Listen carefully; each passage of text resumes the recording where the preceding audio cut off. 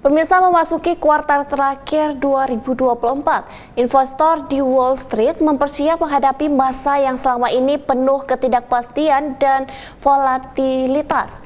Banyak hal tak terduga bisa memukul kepercayaan pasar di saat Bank Sentral Amerika Serikat telah memulai fase pelonggaran suku bunga. Berikut laporan Nova Purwadi dari VOA.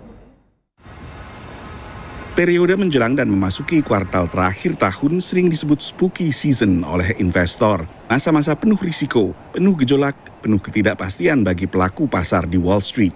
Spooky season means that statistically, when you look at September and October, they can be very volatile periods. You know, many of them, the notable downturns have come in September or October.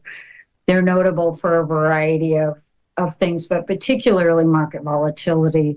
And in here, you've got not only the Fed keeping us data dependent in the United States, but you've got big election season coming up. Selain Pilpres AS pada 5 November, ketidakpastian juga datang dari luar negeri. You know, markets are not at all discounting any sort of potential for escalation in geopolitics, even though you've had a lot of escalation in the headlines in geopolitics, both in the Middle East and in the Russia-Ukraine conflict. And so if something erupted there, you could see sharp pullbacks in the short run in markets that would lead to that spookier season volatility that we normally do see in September and October.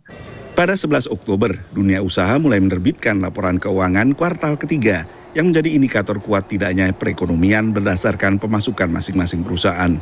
Memasuki kuartal keempat dan terakhir tahun 2024, dunia usaha telah mendapatkan kelegaan dari Bank Sentral AS atau Federal Reserve yang baru saja menurunkan suku bunga acuan sebesar 50 basis poin. Investor umumnya merespons positif. It was a very strong signal that the Fed is no longer talking about its highest rates and is no longer even looking to raise rates, that we are now going to start rates going down.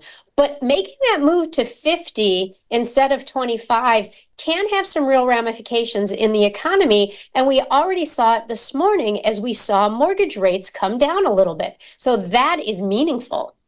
Tapi perhatian pelaku pasar kini beralih ke apa yang terjadi saat dua pertemuan The Fed selanjutnya selama 2024, yaitu November dan Desember. What comes next? What is the next step in the process of cutting? Is it going to be another long, slow, drawn out? Is it going to be something that's very rapid and aggressive?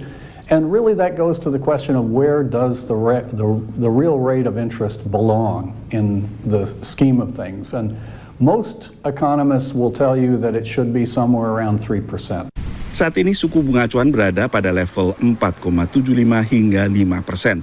Masih relatif tinggi menurut pengamat, mengingat inflasi telah turun ke sekitar 2,5% mendekati target The Fed. Dari Washington DC, Nova Purwadi dan tim VOA.